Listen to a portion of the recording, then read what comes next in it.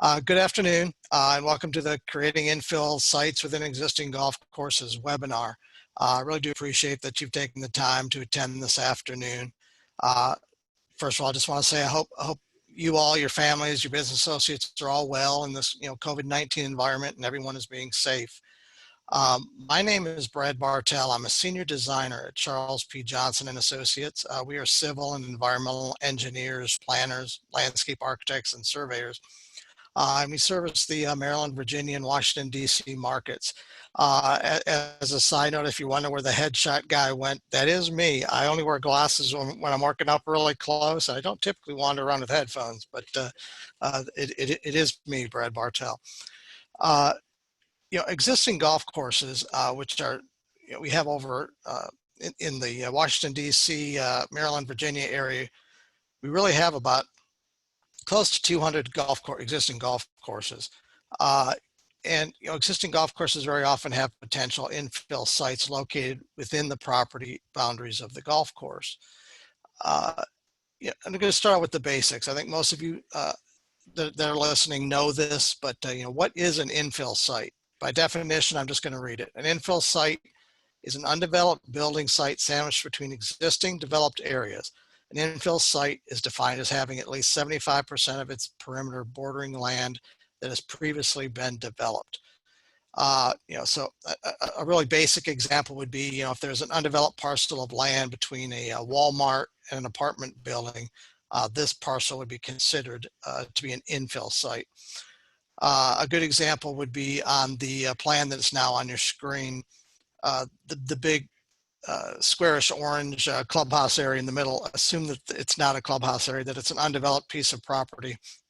And knowing that there's an existing multifamily development to the east or to the right of that orange box, that clubhouse site would be considered to be an infill site. It's basically bordered by single family to the left or west, the multifamily to the east or right, and golf course to the north and south.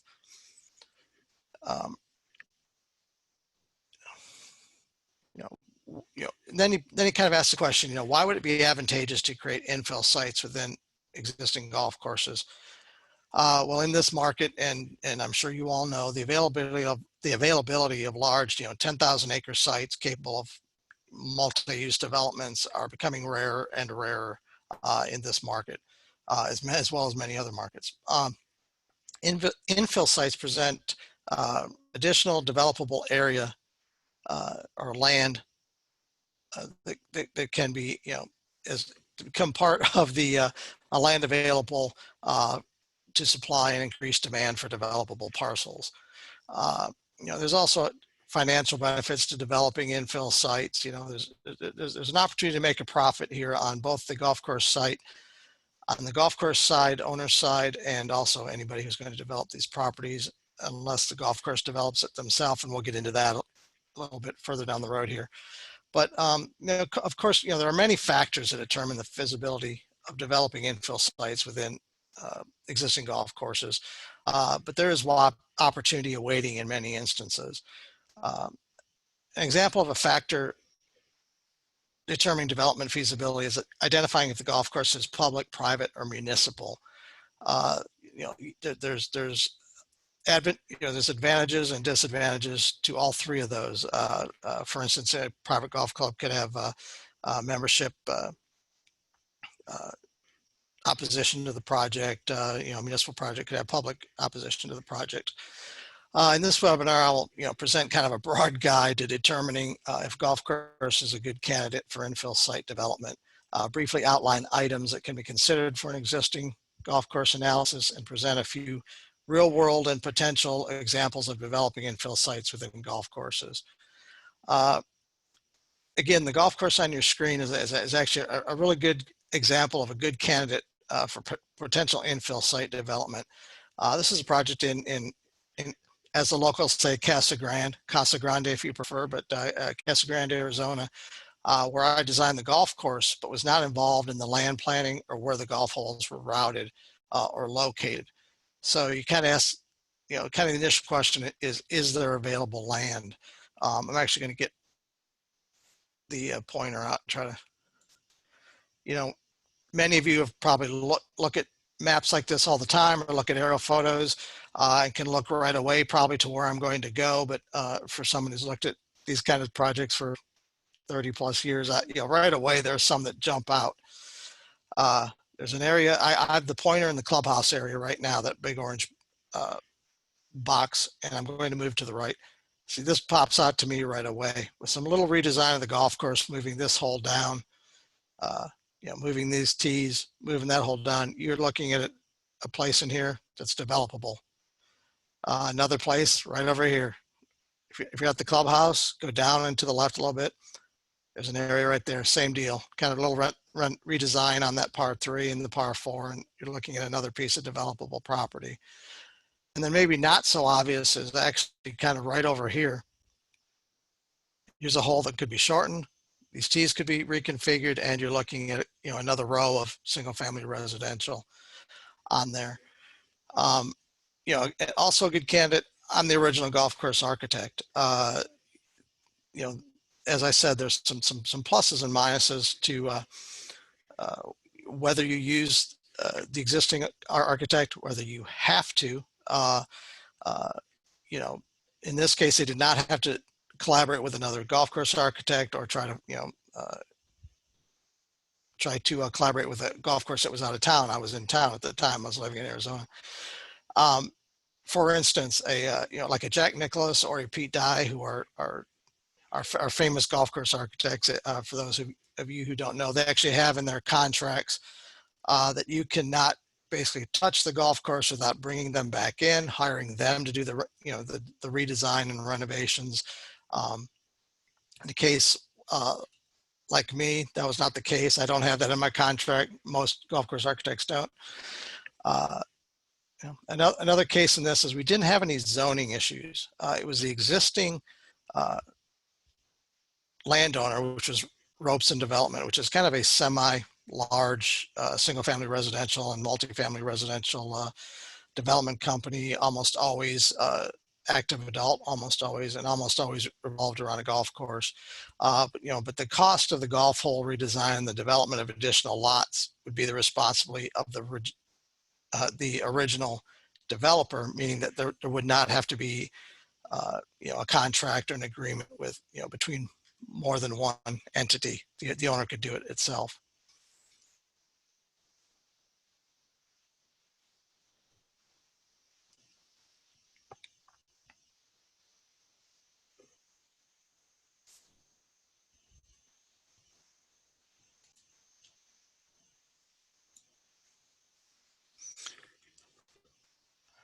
All right, sorry for the pause there. I was having a little electronic issues with my PowerPoint. Before I went any further, I just wanted to briefly describe my background to help you appreciate kind of my golf course residential and commercial knowledge. Comes from experience.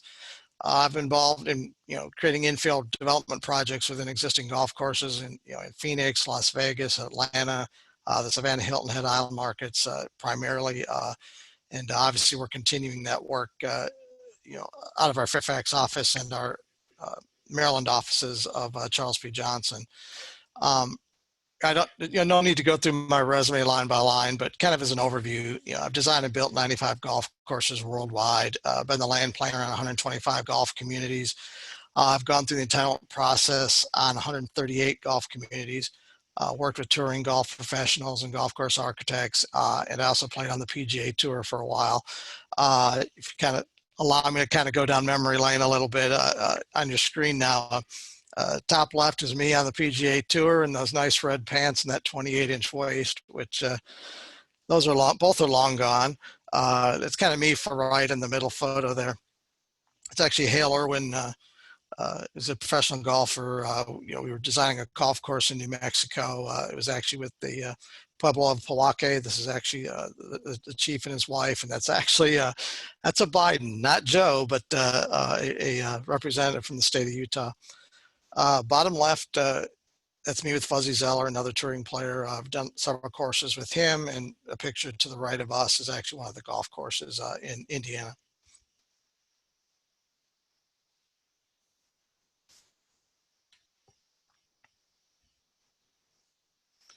Okay. I'm going to kind of go through kind of the topic outline. Basically, why would you want to do this? Why would you consider this? What are the pitfalls? What are the advantages to creating infill sites and developing infill sites around golf courses, other than the obvious fact that you have instant golf course frontage on property, which is still, even in this non-golf development market, is still an advantageous thing to have for a developing property. You know, yes, a question right up top of the page there. Do you own, operate, or know of an existing golf course property that'd be a good infill for creating an infill project? Determining if the existing golf course is a good candidate. Analysis of the golf course. I'm sorry, let me back up. To determine if existing golf course is a good candidate, analysis of the golf course should be completed by an entity with both golf course and land planning experience, or have someone kind of like myself on their staff. It's just going to be a much easier, gentle, better outcome if you have someone who understands land planning, engineering, grading, golf course as a whole entity on its own. To have someone that understands all that is going to be a benefit in this process. There are numerous factors that make or break an infill development. There's too many to cover in this webinar, but all will certainly be addressed upon request for an infill project consultation. However, I'll outline the more typical determining factors. One being, is the golf course capable of being redesigned? Is there available land? Much like that example that I was showing you in Casa Grande. The answer to there would be yes. There are several. I kind of did an analysis of the 200 plus golf courses around this area that I referred to earlier, and there's probably a third of those that are good candidates. Some just aren't, for some of the reasons I'll be discussing. But and other things are the existing par for the golf course allow for golf course renovation. Again, for those of you who don't understand golf, I'm just get down to the basics. What is par? For an 18-hole facility, a typical par is 69 to 72. That refers to how many strokes it takes to play the golf course. If you basically, got on every, hit 2 shots to a par 4 green and 2 putts. Par 5 be 3 shots to the green, 2 putts. Par 3 be a shot to the green, 2 putts. So it really doesn't mean perfect, but it means kind of what a typical, if you want to look at this, what a typical tour professional, how would you go about playing the course? But par is often determined by the configuration of golf course, and very much the yardages and acreage required. I could get off and talk about golf forever, but if you wonder what that means, for instance, the USGA, the United States Golf Association, has guidelines to what defines par, what defines the course rating, and everything. So it's not really kind of up to you. It's really up to the United States Golf Association. Now, for the what is the proposed land use are you considering for the infill site? There are a couple factors to consider. Again, I'll go back to, is the golf course a public, private, or municipal facility? This can determine the ease or difficulty in developing an infill site.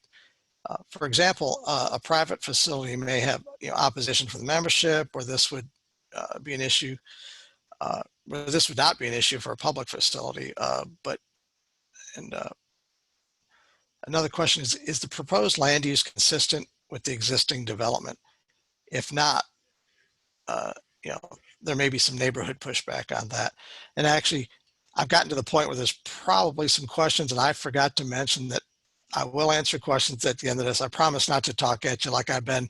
I'm just trying to get to the fun stuff of showing you some examples. But if you do have any questions, please put them in the chat section, or go under more in some of your computers and go under the chat section and enter a question. I will answer those at the end here. And then go back, kind of, we talked about it. I talked about it a little bit already. Is our original golf course architect to be consulted, and the pluses and minuses to that. Cost, always an issue. Uh, on any project, any development, an original high-end architect will be costly, like the Jack Nicklaus repeat dies that I mentioned, versus using a local architect, which is also convenient and cost-effective.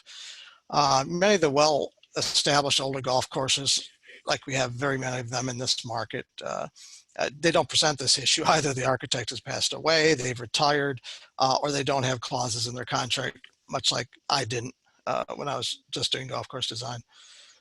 Um, you know, are there local consultants available that have the expertise to navigate through the entitlement process, the design, the construction and proposed development? There are several in this market. We're one of them, but like I said, just if you're going to go down this road, just know that they have the golf, land planning, engineering expertise. PUDs and PAD developments almost always present a challenge. PUD, a planned urban development or planned area development, the unit count may be already maxed out in these kind of developments, making it extremely difficult to develop additional land within the golf course. Not impossible. I've done it with, but it will require commissioning a land attorney, a lot of time, and a major entitlements hurdle. A general rule is kind of to avoid PUD and PAD type of developments. Again, if you're asking what that looks like or what that might look like, let me go back to my ropes and ranch example. My pointer's in the clubhouse area again, kind of move over to the left. If you looked at this on an aerial or a plan like this would probably represent a PAD or PUD type of development typically. That you probably want to avoid. The unit count is maxed out, where are you going to find additional property, et cetera, as opposed to the other side of the street from the clubhouse where this would be more of a, of a core golf course. Again, what I mean by a core golf course is that there's not housing on each side of a golf course and all the golf holes are not separated by housing, but yet it's golf hole next to golf hole. Which is actually kind of a better formula for finding and developing infill properties within a golf course.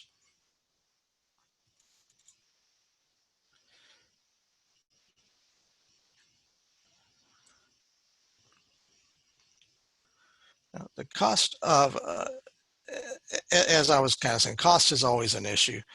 The cost of developing an infill site within a golf course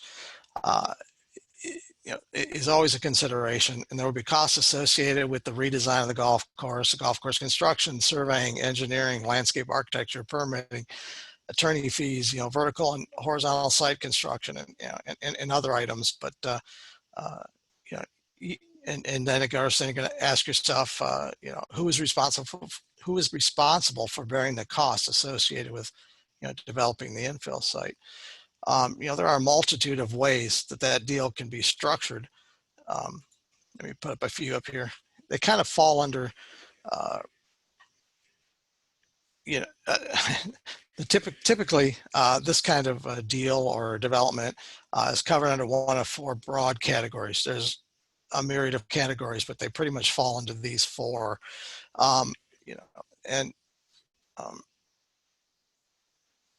One of them is where the golf course sells the infill property to a developer, and the developer incurs all the site development construction costs. The golf course profits, from the sale of the property.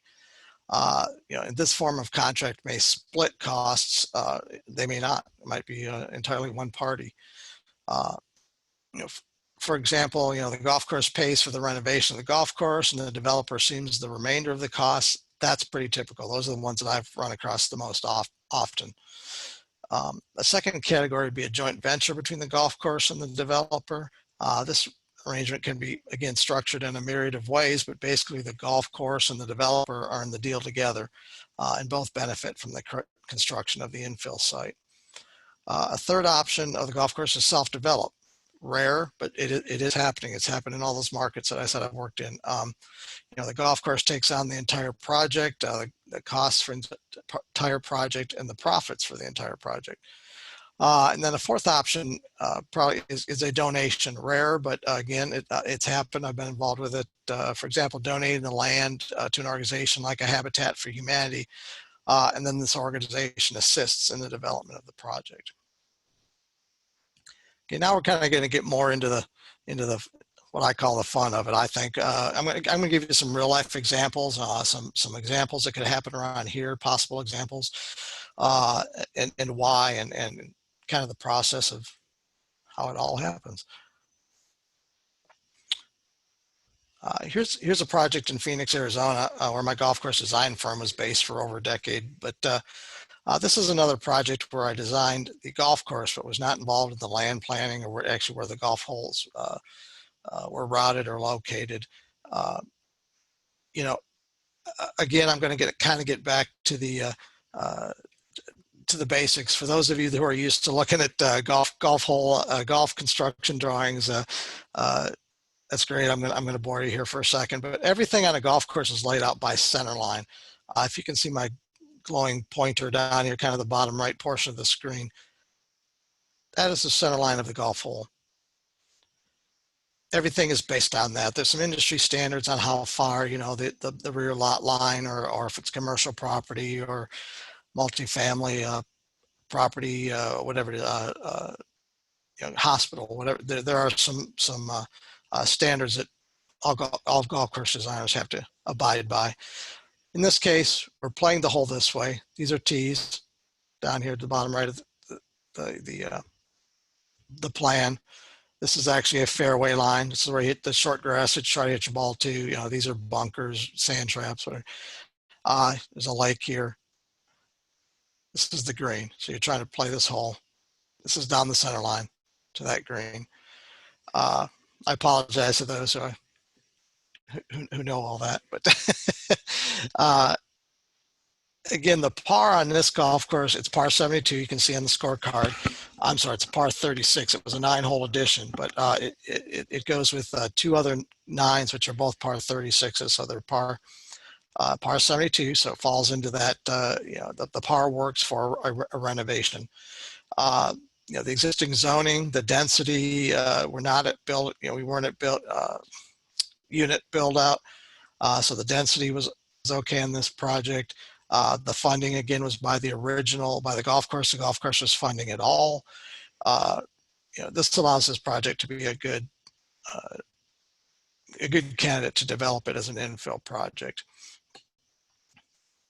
Now, let me show you what I did. I'm going to kind of flash back and forth here a couple times between what we did. That's existing. This is what we did.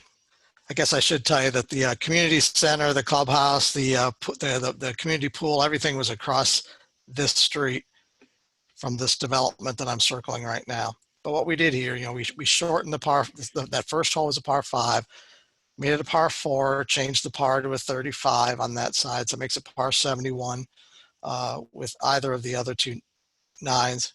Shortened to this par 5, which we could do, and we only. We shortened it by 25 yards, but still under the USGA, it's a par 5. What that allowed was us to develop a townhouse area, a multifamily site right across from the community center and clubhouse area. Made a lot of sense economically, location-wise. We had the ability to do it because of zoning density. It was very profitable. The ropes. This is another Robeson project, but they did well they did well financially on this. I'm going to go back to another example, and I wish I had a better plan on this, but I'm not allowed to show the plan. This is the city of Las Vegas. This was a green that was actually. They wanted the golf club to remove, this is at Angel Park. They wanted us to remove the green to allow for a 12-foot community pathway like we have here in this area, bike path, pedestrian path. to connect all the communities kind of in northern Las Vegas. And we kind of went one further. I started looking at the aerial again, and I said, why don't we move this green way right?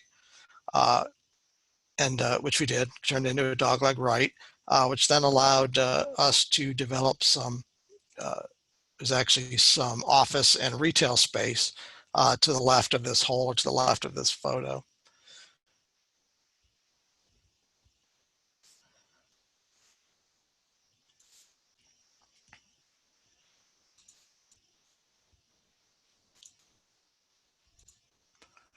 And this golf course here is actually a golf course in South Carolina that I was involved in the design of. Also did the land planning on this golf course, did the entitlement process, did the whole, kind of most of the designing and planning on this project. This, unfortunately, is the ultimate example of an infill site. The golf course could not, it did not withstand the 2008 to 2010 dip that not only did the economy take, but the bottom of the golf course industry fell out. So brought me back in. We totally, the golf course is gone. It's been replaced by multifamily, commercial, and single family housing.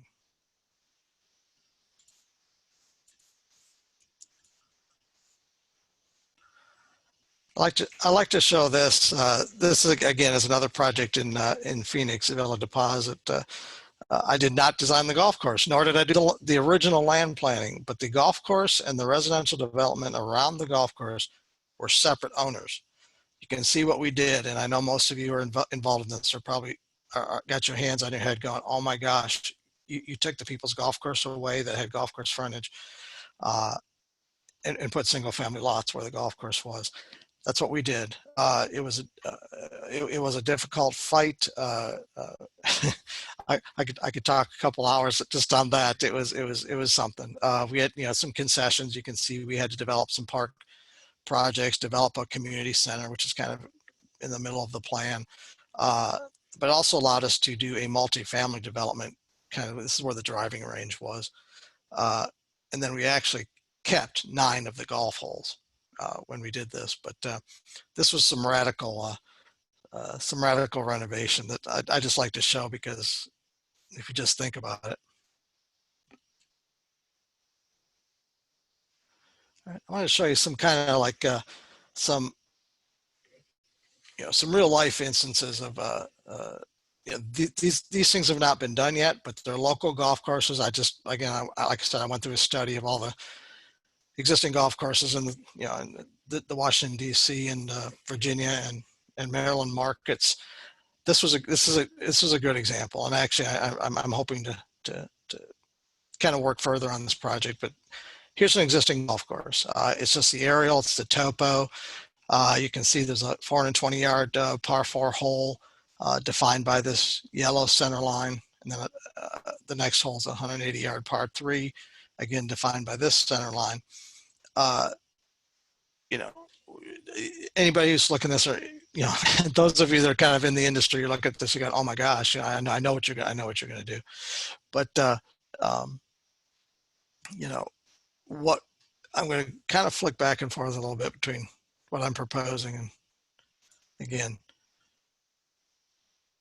here is a simple way to create an infill site.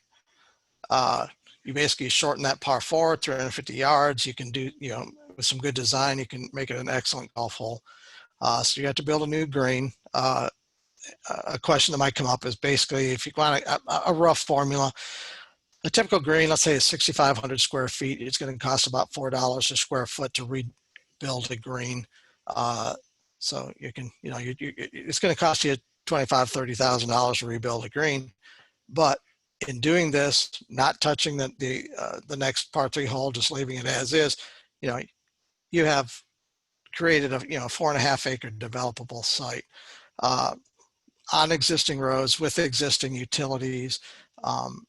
The zoning works. It would allow us to do single family, multifamily. You can see there's some multifamily across the street, multifamily down to the bottom or south of this aerial. So kind of To me, it kind of says multifamily, but you could really develop almost anything on this piece of property.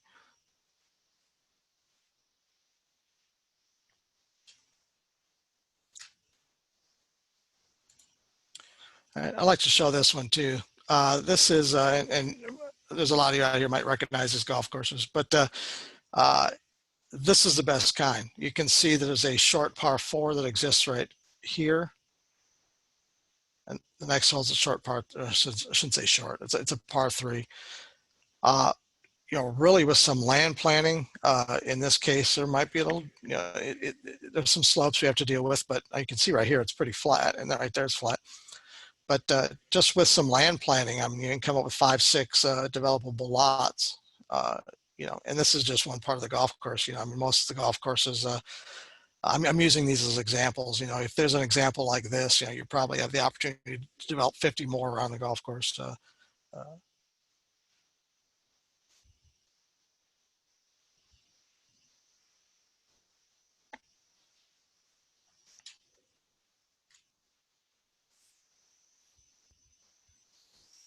Okay, I wanted to I'm going to finish up with this slide and talk a little bit about, as most of you know, the golf industry it's not good. It has its ebbs and flows. I'm missing the early 2000s when the United States was opening 1 golf course a day. We were open more than 365 golf courses. Actually, we had years where we doubled that in the early 2000s, and now we're bulldozing almost a course a day in the United States. There's still some development overseas, but it's a troubled industry for many reasons. It takes a lot of land, takes a lot of cost, tough to maintain, tough to keep open. I could go on and on with it, but there are some alternatives out there, and I'm giving you one, and that is the ability to create some infill sites.